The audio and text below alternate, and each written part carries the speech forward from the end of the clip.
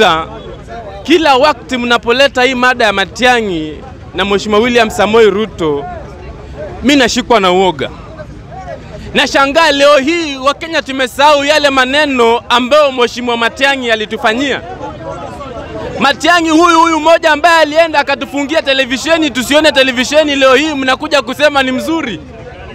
Matiang'i huyu mmoja ambaye blogger akipost kitu chochote kibaya anamtumanishia ATPU waende paka kwake. Huyu ndo Matiang'i ambao watu wanakuja kumzungumzia leo hii. Matiang'i ambaye aliitwa bunge kwenda kuelezea maneno ya vifo na hakuenda, hajawahi enda, leo hii huyu ndo mtu mnakuja kumsifu. Mtu ambaye ameishi kuenda kinyume na maagizo ya koti, huyu mtu leo hii mnakuja kusema ni mzuri. Mtu ambaye it's a dictator, ambaye anataka yake iende nyingine isiende. Sisemi Mheshimiwa Ruto ni mzuri, la hasha. Nazungumzia Mheshimiwa Matiang'i peke yake. Leo hii tuko na uhakika gani Mheshimiwa Matiang'i akiingia hata zima Facebook, hata zima X, na hata zima televisheni iwapo watakuwa wanatutangazia mambo ya demonstration? Tuna uhakika gani?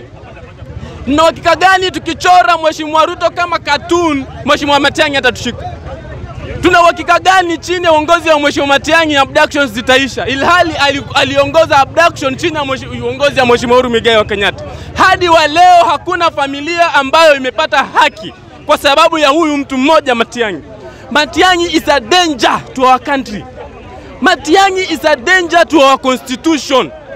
And Matiang'i coming through Jubilee is a danger to corruption, to extrajudicial killing, industrialization and everything. This is one person who we must reject at all costs as Kenyans, out of the few bad things that he did chini ya uongozi wa Mheshimiwa William Samoei Ruto.